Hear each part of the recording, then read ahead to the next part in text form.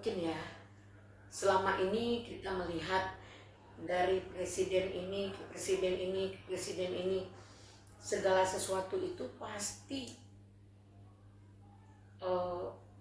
dipertimbangkan untuk agar tidak chaos, agar tidak ribut, agar tidak ada demo, untuk kepentingan masyarakat tentang ekonomi kerakyatan.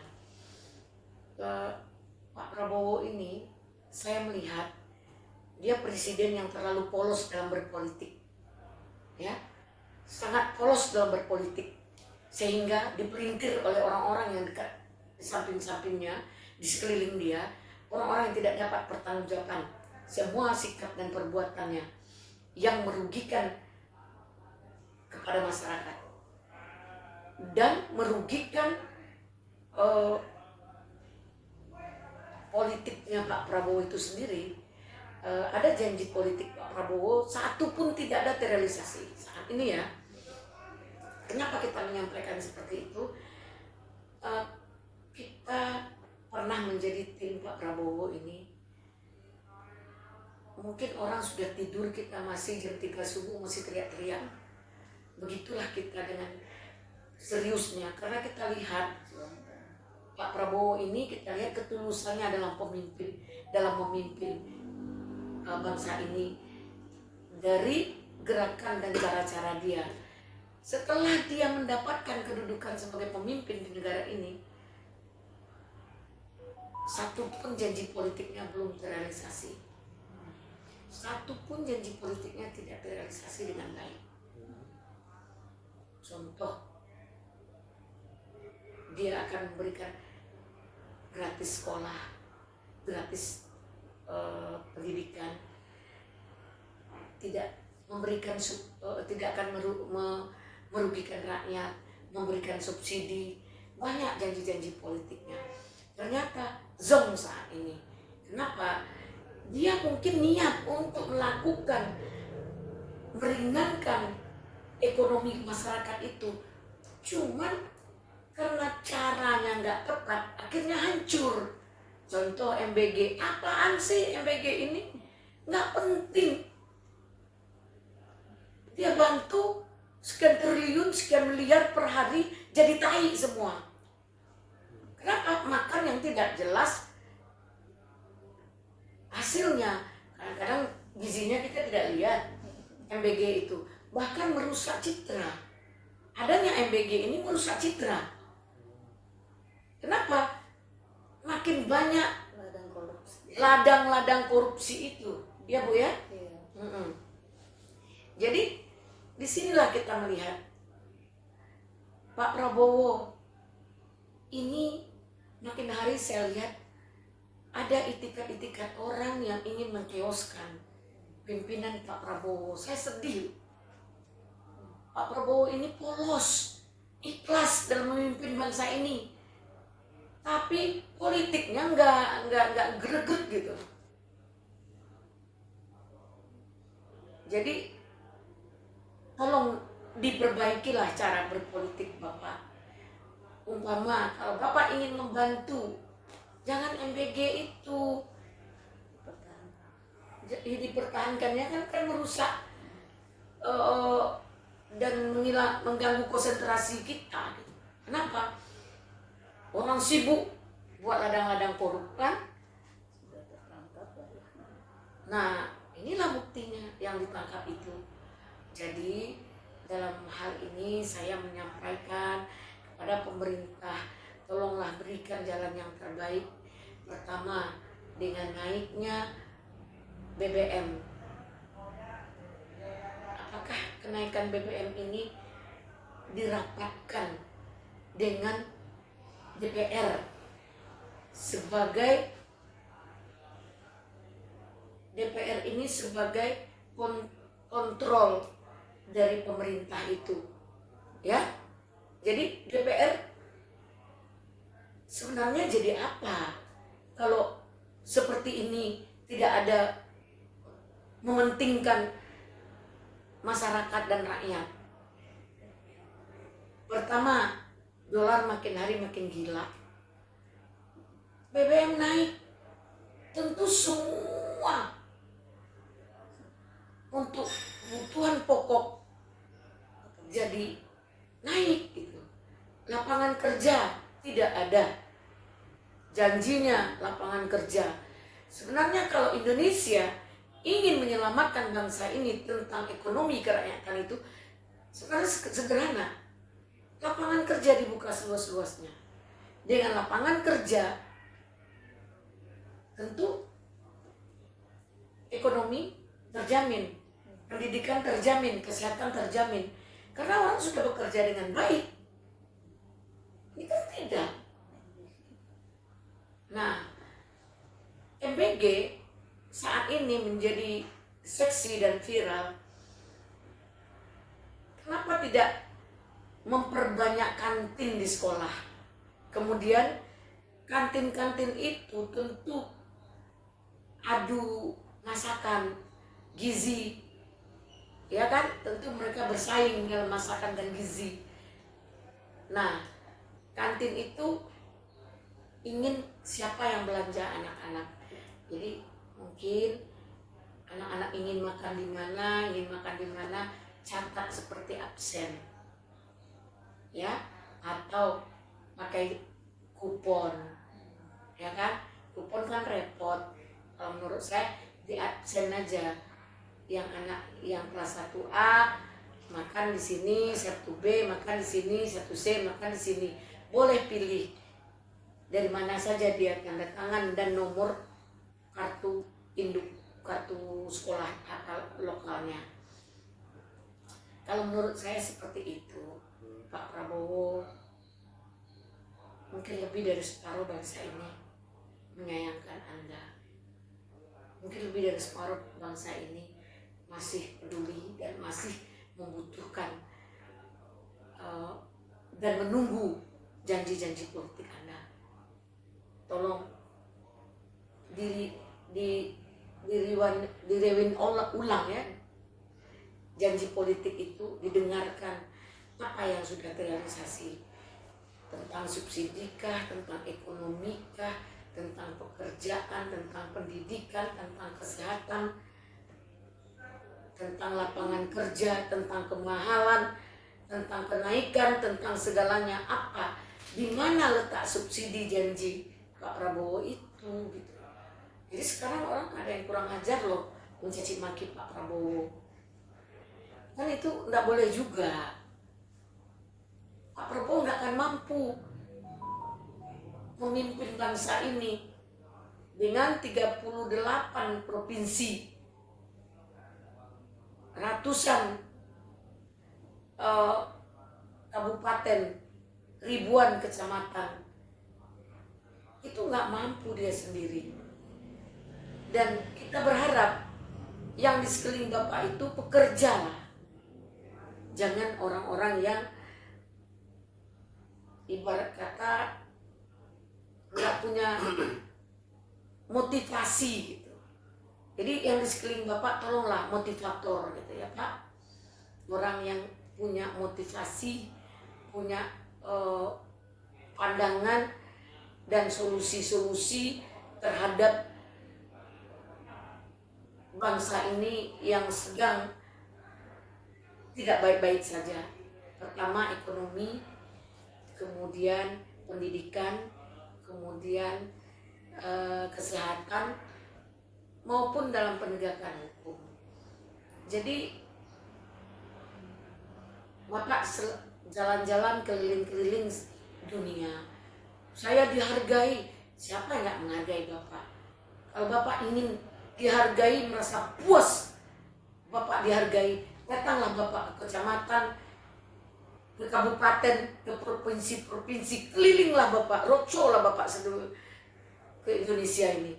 Bapak mungkin lebih dihargai. Di luar negeri hanya sekedar menghargai, sekedar basa-basi doang gitu. Dampaknya tidak terlalu signifikan gitu terhadap tatanan kehidupan rumah tangga Bapak dalam memimpin bangsa ini. Jadi kami meminta kepada Bapak, ini orang Gerindra nih Pak, kami minta kepada Bapak, Ya Pak, saya pernah jadi tim Bapak 10 tahun. Ya Pak, moral dan material saya gadaikan untuk memenangkan Bapak. Untuk ikut berjuang demi Bapak jadi pemimpin dan memimpin. Jangan kami menunggu terlalu lama sepak terjang Bapak yang seperti apa. Jangan berlarut dengan perkara ini Pak, membuat negara kita tidak kondusif. Kami minta juga semua pendemo, sampaikanlah apa yang perlu kita sampaikan dengan baik. Jangan ada korban. Dan kami minta juga kepada yang di demo, hadirlah menjawab pertanyaan mereka. Jangan biarkan seruan-seruan masyarakat, seruan-seruan mahasiswa itu didiamkan berlalu begitu saja. Carikan solusi yang terbaik demi bangsa ini. Rubahlah cara-cara kepemimpinan. Langsung dijawab jika ada demo. Dan pendemo buat tahapan, disurati, nggak mau, nggak ada jawaban, nggak terrealisasi dengan baik, kita demo. Kapan perlu digempur, nggak apa-apa. Karena ada tahapan untuk gerakan tersebut. Jangan ujuk-ujuk mau mengkeoskan, ujuk-ujuk mau melenserkan, jangan. Nggak gampang jadi pemimpin. Ketika kita di bawah, kita akan melenserkan orang di atas. Ketika di atas, mampukah kita mensituasikan orang-orang yang di sekeliling kita, yang di bawah? Belum tahu. Pekerjaan jadi pemimpin di Indonesia ini bukanlah pekerjaan yang gampang. Kalau di Singapura jadi pemimpin enak, satu aja yang dipimpin. Kalau di Indonesia nih beribu-ribu pulau, beribu-ribu dan banyak suku, banyak adat yang dihadapi. Makanya saya minta kepada Pak Prabowo, kerjasamalah dengan seluruh kabinet merah putih. Pikirkanlah Indonesia. Kenapa kita so what gitu loh, keliling dunia, nggak penting juga. Kita dulu non blok loh Pak, non blok ya kan. Jadi Israel. Ya, jadi duta perdamaian. Nah, kalau orang bisa kita damaikan, alhamdulillah. Kalau enggak, damaikanlah bangsa ini dulu Pak. Kita lagi perang dengan perut. Ya, kalau orang sudah bicara di bawah, di atas perut ini Pak, mungkin banyak bangsa kita akan nekat. Karena lapar, sandang, pangan itu yang paling utama bagi bangsa. Niat Bapak kami tahu dalam janji-janji politik, yaitu subsidi. Ini pajak naik, gas naik, BBM naik. Roh kita juga bakalan naik ke langit yang ketujuh itu Pak, kalau dibiarkan seperti ini. Hari ini saya mencoba menyampaikan narasi dengan kenuranian saya, karena saya sayang dengan pemimpin saya. Saya tidak ingin pemimpin saya, Pak Prabowo Subianto, yang belum bisa dan belum mampu menjalankan semua keinginan bangsa ini. Tapi berbuatlah Pak, itu intinya. Solusinya apa dari Ibu? Duduk sama DPR, itu wakil benar-benar rakyat diwakili juga, mewakili juga, yaitu mahasiswa, tokoh-tokoh, ulama-ulama, ya duduk sama DPR, kementerian, kabinet, pemimpin, penegak hukum, tokoh-tokoh, ulama duduk sama untuk konsolidasi, memberikan sebuah solusi yang terbaik. Karena kita yakin dan percaya dalam situasi seperti ini, kalau Pak Prabowo tidak akan mampu sendiri, mari kita bantu sama-sama. Bersama kita bisa, bersama kita bisa, bersama kita bisa. Kalau Ibu Diah gimana Bu menanggapinya Bu terkait bahan bakar yang naik, harga jadi panik, bahkan besok akan ada demo, itu gimana Bu? Apa penyebabnya menurut Ibu? Terima kasih atas kesempatan hari ini untuk saya menyampaikan pandangan sebagai perempuan atau mewakili wanita Indonesia, emak-emak. Jadi saya masih ingat 2019 saya ikut memperjuangkan Pak Prabowo, ikut caleg ya waktu itu. Nah kami sangat mengidolakan, mendukung beliau dengan semangat saat itu, dan mungkin saat itu belum tercapai 2019. Nah sekarang Pak Prabowo sudah tercapai menjadi pemimpin bangsa Indonesia, dan tentunya apa yang menjadi kebijakan beliau tentunya haruslah Sesegera mungkin,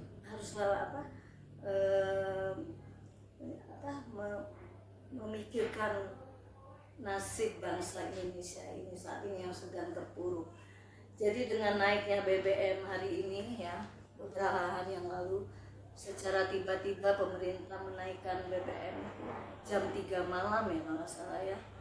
Saya hari itu nggak tahu feeling, saya mengisi bensin masih harga yang lama, tiba-tiba besoknya harga melonjak sampai 20% naiknya menjadi 16.000 lebih dari 12.000 ya. Nah ini sangat membuat ya Indonesia tentunya makin terpuruk, apalagi dolar pun makin menggila naiknya lebih dari 1998 ya. Saat itu dolar tidak segila ini naiknya. Nah ini kita memprediksi mungkin akan tembus 22.000. Nah ini akan sangat membahayakan ekonomi bangsa ini.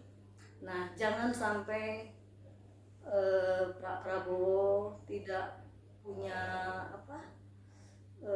atensi dengan kenaikan BBM dan dolar. Ini sudah dalam kondisi yang kritis bangsa ini menurut saya.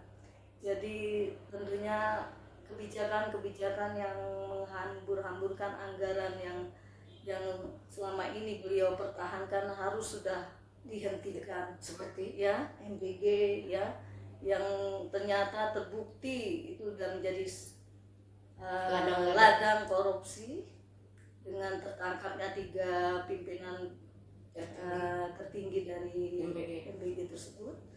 Nah itu sudah mencoreng nama Bapak Presiden sendiri yang mengangkat beliau, bahkan memberikan penghargaan bintang Mahaputra ya kalau nggak salah itu ya. Nah ini apa? Bangsa ini mau dibawa kemana? Ya kami juga ibu-ibu, mak-mak tentunya sangat kecewa dengan apa yang terjadi saat ini, di mana bangsa ini baru 1 tahun dipimpin Pak Presiden Prabowo. Harusnya kita hampir 2 tahun ya. Nah, jadi apa yang dicapai saat ini belum menunjukkan arah yang kami harapkan ya. Sangat malah mengarah kepada lebih buruk lagi dari Sebelumnya. periode presiden sebelumnya. Nah, ini yang kami mohon kepada beliau, Pak Presiden, lebih sensi terhadap apa yang terjadi saat ini. Jangan hanya menghambur-hamburkan anggaran untuk perjalanan luar negerinya, ya, itu nggak ada manfaatnya sebetulnya. Dan juga apa yang disuarakan mahasiswa itu, kita satu visi. Apa yang digaungkan oleh mahasiswa saat Maupun ini tokoh-tokoh dan masyarakat. tokoh masyarakat sekarang, itu kondisi yang sebenarnya yang harus diperbaiki. Jadi memang harus ada lebih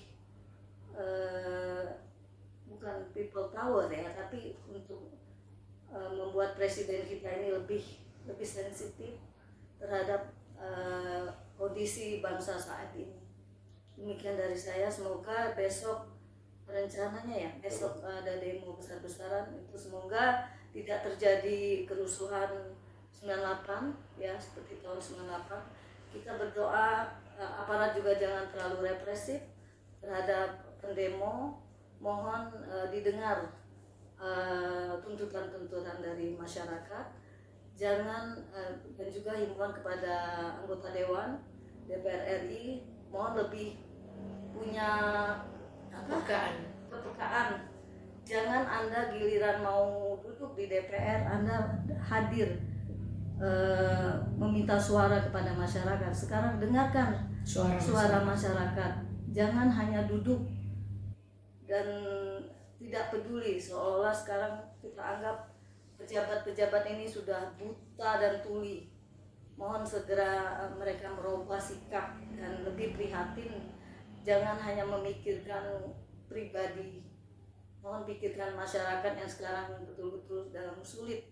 Tidak ada yang lebih sulit dari masa yang sebelum-sebelumnya. Ini adalah klimaksnya kesulitan bangsa ini. Saya mohon semua memperhatikan dengan seksama dan lebih peduli ya atas nasib bangsa ini.